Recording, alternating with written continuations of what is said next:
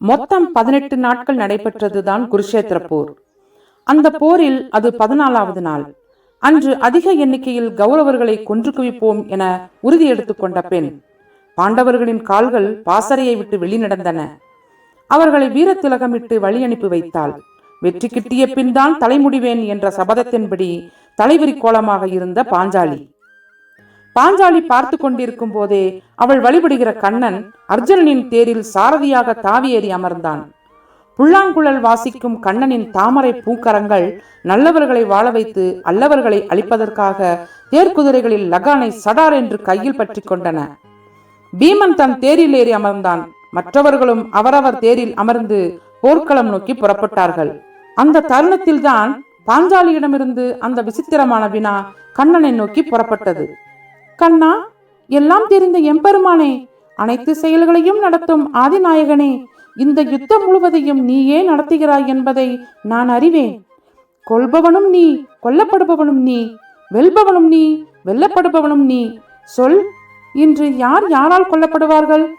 பாஞ்சாலியின் இந்த கேள்வியை கேட்டதும் பாண்டவர்கள் அனைவரும் கண்ணன் முகத்தை ஆவலோடு நோக்கினார்கள். இன்றைய போரின் நிலவரத்தை முன்கூட்டியே தெரிந்து கொள்ளும் ஆர்வம் அனைவர் வெளிகளிலும். பாஞ்சாலி கூர்மையாக கண்ணனை பார்த்து கொண்டிருந்தாள். தன் கணவர் ஐவரையும் கண்ணன் காக்க வேண்டும் என்பது அவள் பிரார்த்தனை. காப்பான் என்பது அவள் நம்பிக்கை. ஆனால் அவள் கேள்விக்கு கண்ணன் சொன்ன பதில் பாஞ்சாலியையும் பாண்டவர்களையும் அதிர்ச்சிக்குள்ளாக்கியது. எதனாலும் எவ்விதத்திலும் பாதிக்கப்படாது கண்ணன் கலகலவென நகைத்தவாறே சொன்னான். பாஞ்சாலி, உனக்கு ஆனாலும் எல்லாவற்றையும் முன்கூட்டியே தெரிந்து கொள்ள வேண்டும் என்ற ஆவல். நல்லது, சொல்கிறேன். இன்று இரு தரப்பினராக பிரிந்து போரிடும் அனைவரிலும் மிக மிக நல்லவன் ஒருவன் கொல்லப்படுவான். இப்போது உலகில் வாழ்பவர்களில் அவனை விட நல்லவர்கள் யாரும் இல்லை. அவன் இறக்கவிருப்பது எண்ணி என் மனம் இப்போதே வருந்துகிறது. இந்த விந்தையான பதிலால் கடும் அதிர்ச்சி அடைந்த அர்ஜுனன், பீமன், நகுலன், சகாதேவன் நால்வரும் தங்கள் அண்ணனான தர்மபுத்திரரை கவலையோடு பார்த்தார்கள். தர்மபுத்திரரை விட நல்லவர்கள் யார் இருக்க முடியும்? தர்மபுத்திரர் தான் இப்போது உலகில் வாழும் மிக நல்லவர் என்பது மக்கள் அனைவரும் அறிந்த விஷயம்தானே. தர்மநெறி ஒரு சிறிதும் தவறாத அவரது கதை இன்றோடு முடிய போகிறதா? போர் என்று வந்துவிட்டால் இரு தரப்பிலும் இழப்புகள் நேரும் என்பது எல்லோரும் அறிந்ததுதான். ஆனால் மூத்தவனையே போர் காவு கொள்ளப் போகிறதா? பாஞ்சாலி கண்களில் நீர் வழிய யுதிஷ்டிரரை பார்த்தாள். இதயத்தை பிடித்துக் கொண்டு அப்படியே தரையில் அமர்ந்தாள். ஒவ்வொரு நாளும் பாண்டவர்கள் ஐவரும் போர் முடிந்து நல்லபடியாக திரும்ப வேண்டும் என்று கண்ணனை பிரார்த்தித்தவாறே பதற்றத்தோடு காத்திருப்பாளே. இன்று மாலை அனைவரும் திரும்புவார்களா?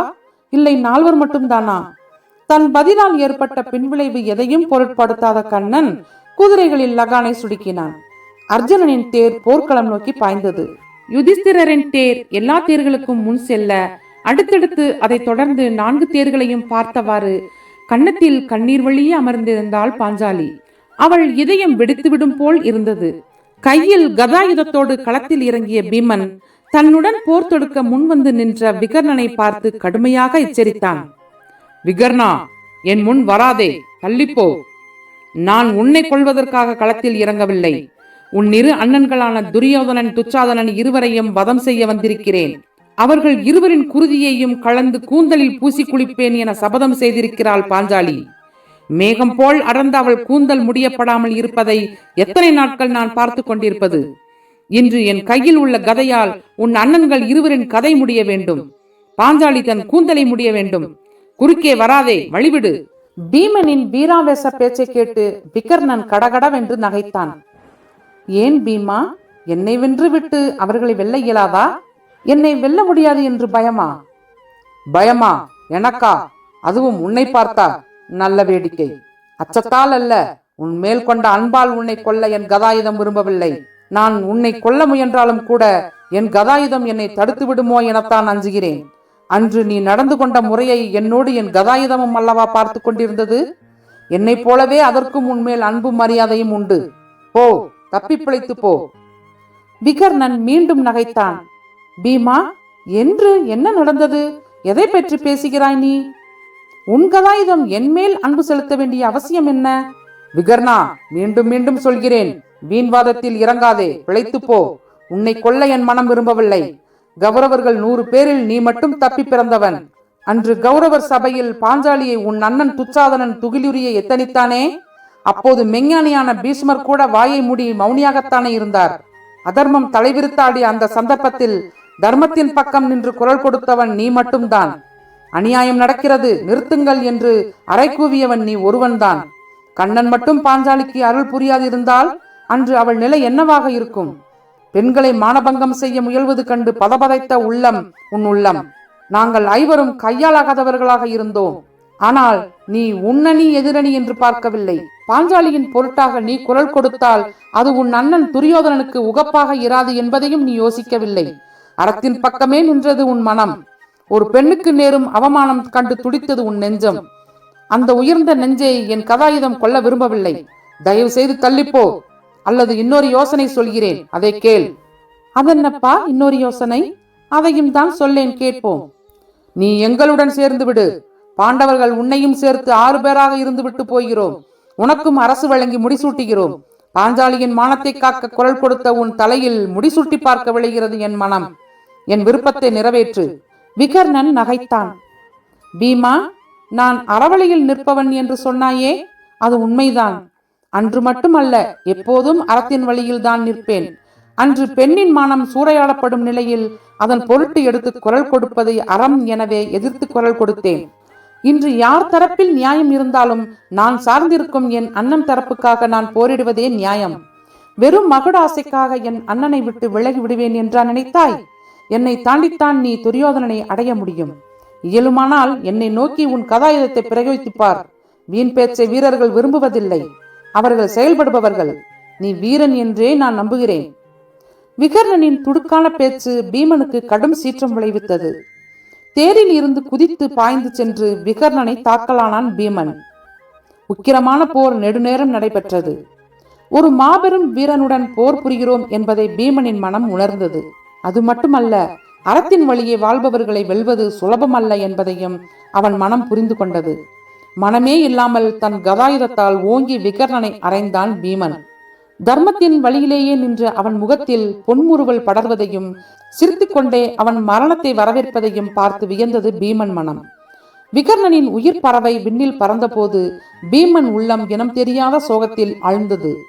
மாலை சூரிய அஸ்தமனத்திற்கு பிறகு யுத்தம் நிறுத்தப்பட்டது. பாண்டவர்கள் பாசறைக்கு திரும்பினார்கள். அனைவரிலும் நல்லவன் இன்று கொல்லப்படுவான் என்று கண்ணன் சொன்னானே. பதற்றத்தோடு காத்திருந்த பாஞ்சாலி, யுதிஷ்டரர் உள்ளிட்ட எல்லோரும் நலமாக திரும்பி வருவதை பார்த்து நிம்மதி பெருமூச்சு விட்டாள். அவள் கண்ணனிடம் கேட்டாள், கண்ணா, அனைவரிலும் நல்லவன் சாவான் என்றாயே, அப்படியானால் இறந்தது யார்? என் கணவர் ஐவரிலும் மூத்தவரைத்தானே உலகம் மிக நல்லவர் என புகழ்கிறது. அவரின் நலத்திற்காக நான் இன்று முழுவதும் உன்னை பிரார்த்தித்தவாறு காலம் கழித்தேன். கண்ணா, அவரை விடவும் நல்லவர்கள் உண்டா என்ன? புல்லாங்குழலை கையில் தட்டியவாறே நகைத்த கண்ணன் சொன்னான், பாஞ்சாலி, நல்லவர்களிடையே நல்லவனாக இருப்பதில் என்ன சிரமம்? அப்படி இல்லாதிருப்பதுதான் கஷ்டம். ஆனால் விகர்ணன் கெட்டவர்களிடையே நல்லவனாக இருந்தான். உன் மானத்தை காப்பதற்காக எதிரணியில் இருந்து குரல் கொடுத்தான். இப்போது தன் அண்ணன் கெட்டவனே ஆனாலும் தன் அண்ணனுக்காக உயிரையே கொடுத்திருக்கிறான்.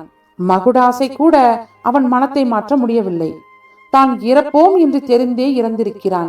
தர்மம் எந்த அணியில் இருக்கிறதோ அந்த அணியில்தான் நான் இருப்பேன் என்பதும், நான் இருக்கும் அணிதான் வெல்லும் என்பதும் அவன் அறிந்தவை. ஆனாலும் தன் உயிர் போவதை அவன் ஒரு பொருட்டாய் கருதவில்லை. தனது அண்ணனுக்காக உயிரை விடுவதே தனது தர்மம் என கருதி இருக்கிறான். அவன் இருந்தவரை கௌரவர்கள் அத்தனை பேரையும் அந்த நல்லவனின் தர்ம சக்தி கவசமாய் காத்திருந்தது. அவன் இருக்கும் வரை கௌரவர்களை அழிப்பது இயலாத செயல். இன்று உன் கணவன் பீமன் அந்த நல்லவனை வதம் செய்து விட்டான். இனி கெட்டவர்களாக மற்ற கௌரவர்களை அழிப்பது கடினமல்ல. சொல் பாஞ்சாலி, சேற்றில் பூத்த செந்தாமரை போல கெட்டவர்களிடையே நல்லவனாக வாழ்ந்தானே, இவனை விட நல்லவர் உலகில் வேறு யார்? கண்ணனின் பேச்சை கேட்டு தர்மபுத்திரர் விகர்ணனுக்கு அஞ்சலி செலுத்தும் வகையில் இருகரம் கூப்பினார். ஆமாம், விகர்ணன் எல்லோரிலும் நல்லவன். என்னை நல்லவன் என்கிறார்கள். அது உண்மையோ இல்லையோ, விகர்ணன் என்னை விடவும் நல்லவன் என்பது மட்டும் உண்மை. இந்த பாழும் போரால் அந்த உத்தமனையும் கொல்ல நேர்ந்ததே பீமா. என்று அவர் தன் வெளிநீரை விரல்களால் துடைத்துக் கொண்டார். பாஞ்சாலியுடன் அர்ஜுனன், நகுலன், சகாதேவன் ஆகியோரும் விகர்ணனுக்கு அஞ்சலி செலுத்தும் விதத்தில் கைகூப்பி வணங்கினார்கள். பீமன் இருகரம் கூப்பி வணங்கிய போது பீமனின் கரத்தில் இருந்த கதாயுதம் வெட்கத்தோடு கீழே சாய்ந்தது.